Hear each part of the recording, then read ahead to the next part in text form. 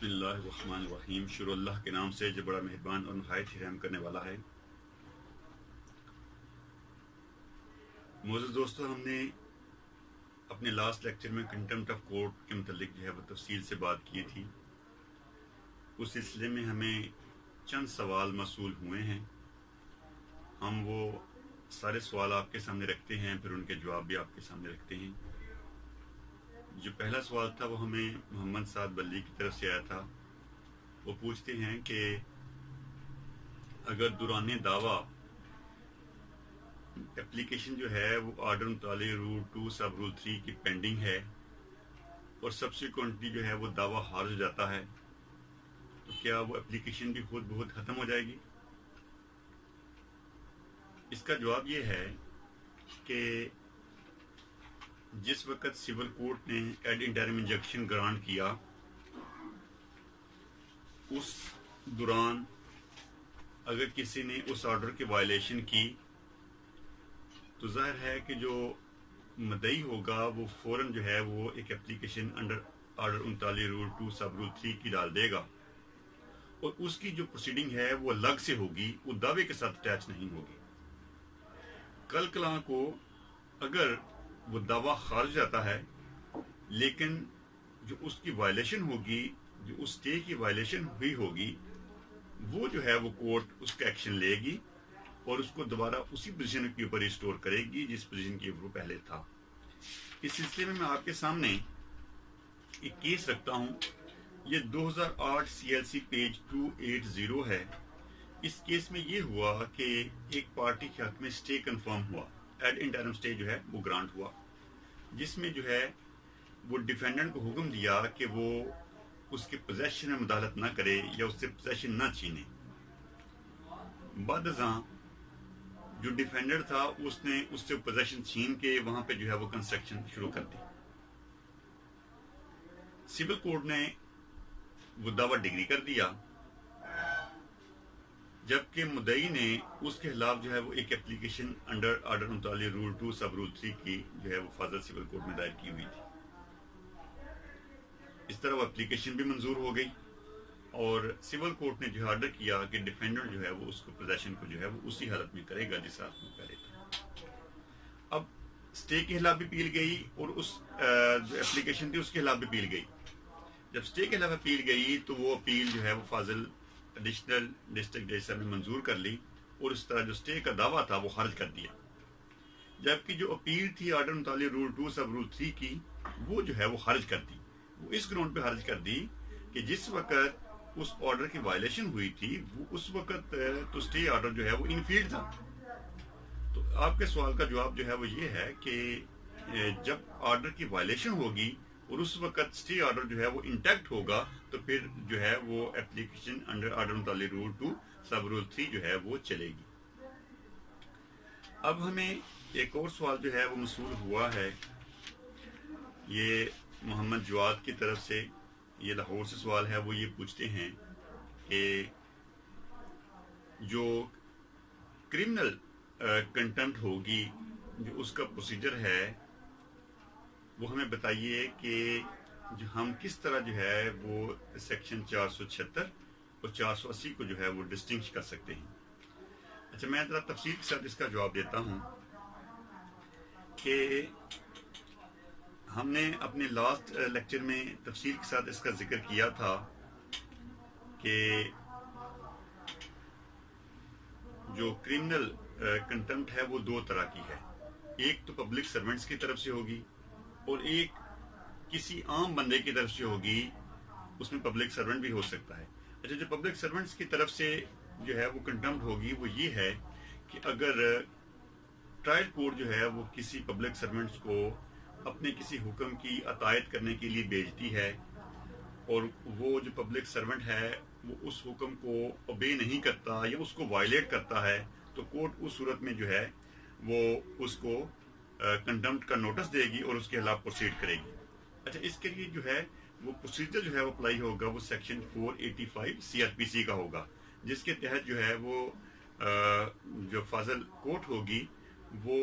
जिस बंदे ने कंटेम्प्ट की होगी उसको अपने किसी ऑफिसर के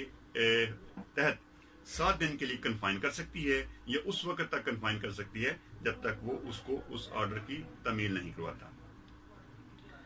اچھا، اب اس میں اگر کوئی شخص جو ہے وہ کورٹ کے منہ کے اوپر جو ہے وہ کوئی کنٹمپچوس ورڈز استعمال کرتا ہے یا کورٹس کی کسی طرح حکم کی وائلیشن کرتا ہے اس طرح کہ جس سے کورٹ یہ سمجھے کہ اس نے کورٹ کی تذلیل کی ہے، یا وہ کورٹ کے بالکل سامنے کھڑا ہو کے جو ہے وہ کوئی تحقیر قسم کے الفاظ یا گالی گلوچ کرتا ہے، تو اس صورت میں جو ہے وہ فاضل جج صاحب سیکشن 228 پی پی سی کے تحت جو ہے وہ اس کو شو کاز نوٹس دیتے ہیں۔ اب جو سیکشن 228 پی پی سی ہے اس میں جو سزا ہے وہ 6 ماہ تک اور 1000 کا فائن ہے۔ اب یہ دیکھنا ہے کہ اس نے کون سا پروسیجر اڈاپٹ کرنا ہے جس سے وہ اپنی اس کنوکشن، یہ جو سزا ہے 228 میں، وہ جو ہے وہ امپلیمنٹ کر سکیں۔ اب جو ہے وہ فاضل کورٹ کے پاس جو ہیں وہ 2 آپشنز موجود ہیں، یا تو فاضل کورٹ جو ہے وہ 480 کے تحت اسی دن اس کو شو کاز نوٹس دے گی اور 1 دن کے لیے جو ہے وہ اس کو کنفائن کر لے گی، اور پھر اس کے بعد جو ہے وہ اس کو 200 تک فائن کر کے چھوڑ دے گی۔ اچھا، اگر کورٹ یہ سمجھتی ہے کہ یہ سزا تو بہت کم ہے تو پھر اس کے بعد کورٹ کے پاس یہ آپشن موجود ہے کہ 482 کے تحت جو ہے وہ کیس اور ملزم کو جو ہے وہ کسی دیگر کورٹ کے پاس بھیجتی ہے، اور وہ کورٹ جو ہے وہ اس کا سارا ٹرائل کرے گی، اور ٹرائل کرنے کے بعد جو ہے وہ اس کو کنوکشن کرے گی۔ اب اگر تو وہ 480 کے تحت جو ہے وہ ڈیل کرے گی تو 480 میں ہے کہ اگر کوئی 228 کی خلاف ورزی کرے گا تو اس کو سزا جو ہے وہ صرف 200 فائن ہوگی۔ لیکن اگر کورٹ یہ سمجھتی ہے کہ زیادہ دینی تو پھر اس کو جو ہے وہ 476 کے تحت پروسیڈ کرنا پڑے گا۔ جب 476 کے تحت پروسیڈ کرنا پڑے گا تو پھر کورٹ کی جو ہے اختیارات وسیع ہو جاتے ہیں، لیکن اس وسیع اختیارات کورٹ اسی وقت استعمال کر سکتی ہے جب جو 476 میں پروسیجر دیا گیا ہے اس کو فالو کیا جاتا ہے۔ اب 476 میں تو یہ ہے کہ کورٹ کو سمری ٹرائل کرنا پڑے گا۔ جب کورٹ سمری ٹرائل کرے گی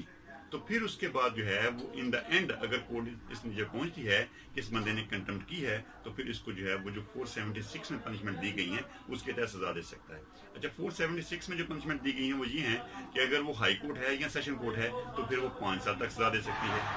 ظاہر ہے کہ اگر کسی نے 228 کا جرم اپلائی کیا ہے تو اس کی سزا جو ہے وہ میکسیمم 6 ماہ ہے، تو اس کو ظاہر ہے کہ اس تناظر میں دیکھا جائے گا کہ جو اوفینس ہے اس کی سزا 6 ماہ ہے، تو جبکہ کورٹ کے پاس اختیارات جو ہے وہ 476 اس سے بھی زیادہ ہیں، لیکن وہ 6 ماہ کے اندر رہتے ہوئے اس کو سزا دے گی۔ لیکن اگر اس کے علاوہ کوئی اور کنٹمپٹ ہے تو کورٹ اس سے بھی آگے جا سکتی ہے۔ اچھا، آگے اگر یہ جو 228 پی پی سی کے تحت ٹرائل ہے وہ مجسٹریٹ کر رہا ہوگا تو پھر مجسٹریٹ کے پاس اختیار ہے کہ وہ اس کو 3 ماہ تک سزا اور 1000 روپے جرمانہ کر سکتے ہیں، اور اگر کوئی کرمنل کورٹ ہے یا ریونیو کورٹ ہے تو وہ جو ہے وہ 1 ماہ تک سزا اور 50 روپے تک فائن کر سکتی ہے۔ اب یہ ہے دونوں میں فرق۔ اب ہم بالکل اس کو 2 الفاظ میں اگر یہ ساری صورتحال کو بیان کریں کہ اگر کنٹمپٹ آف کورٹ جو ہے وہ 480 کے تحت پروسیڈ ہوگی تو جج صاحب کے پاس یہ اختیار ہے کہ وہ اسی دن 1 دن کے لیے اس کو کنفائن کر سکتا ہے اور اس کو 200 روپے تک فائن کر سکتا ہے، 200 روپیز تک فائن کر سکتے ہیں۔ لیکن اگر 476 کے تحت اس کو پروسیڈ کرنا ہوگا تو پھر کورٹ کو جو ہے وہ مکمل سمری ٹرائل اڈاپٹ کرنا پڑے گا، اور سمری ٹرائل اڈاپٹ کرنے کے بعد جو ہے وہ اس کو کنوکشن دی جا سکتی ہے۔ اچھا، اب ایک سوال ہمیں آیا ہے لاہور سے، وہ یہ پوچھتے ہیں کہ اگر کسی بندے کے خلاف ایک دعویٰ جو ہے وہ ڈسپوزڈ آف ہو گیا ہے، اب اس دعوے کا وجود نہیں رہا، تو اب اس بندے نے کنٹمپٹ کی ہے تو پھر اس کے پاس کون سا فورم ہے؟ اچھا، اب اس کے پاس جو فورم ہے وہ کنٹمپٹ آف کورٹ آرڈیننس 2003 کے تحت سیکشن 3 اور 4 ہے۔ چونکہ اب دعویٰ ڈسپوزڈ آف ہو گیا ہے، جس کورٹ نے اسٹے گرانٹ کیا تھا، جس کورٹ نے وہ آرڈر گرانٹ کیا تھا، اب وہ کورٹ جو ہے وہ فنکشن نہیں رہی، تو اس صورت میں جو ہے وہ اب اختیارات جو ہے وہ چلا گیا ہے ہائی کورٹ کے پاس انڈر سیکشن 3 اور 4۔ کیونکہ اگر کوئی سول کورٹ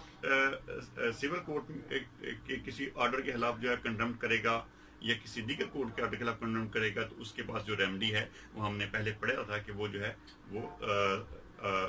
ہے وہ کنٹمپٹ آف کورٹ آرڈیننس 2003 ہے، تب وہ ہائی کورٹ جو ہے وہ اس کو پروسیڈ کرے گا۔ اچھا، ایک اور سوال ہمیں ملا ہے کہ اگر سروس ٹریبونل نے کوئی آرڈر کیا ہے اور جو ہے وہ جس کے خلاف آرڈر کیا ہے کہ وہ اس آرڈر کو امپلیمنٹ کرے، وہ امپلیمنٹ نہیں کر رہا، تو پھر ہمارے پاس کیا ریمیڈی؟ اگین ہمارے پاس ریمیڈی جو ہے وہ سیکشن 3 اور 4 کنٹمپٹ آف کورٹ آرڈیننس 2003 کی ہے کہ ہم نے 3 اور 4 سیکشن جو 2003 آرڈیننس ہیں اس کے تحت جو ہے وہ ہائی کورٹ میں جانا ہے اور وہاں پہ یہ کہنا ہے کہ سروس ٹریبونل نے یہ آرڈر گرانٹ کیا تھا، فلاں بندہ جو ہے وہ اس کو امپلیمنٹ نہیں کر رہا، اب اس کو جو ہائی کورٹ کی ذمہ داری ہے اس کو امپلیمنٹ کرائے اور کنٹمنرز کو جو ہے وہ پنشمنٹ دے۔ بہت شکریہ، اللہ تعالیٰ آپ کا حامی ناصر ہو۔ اگر آپ کو ہمارا آج کا لیکچر پسند آیا ہو تو آپ ضرور ہمیں جو ہے وہ سبسکرائب کیجئے گا، شیئر کیجئے گا اور ہمارے لیکچر کو لائک کیجئے گا۔ اللہ حافظ، اللہ آپ کا حامی ناصر ہو۔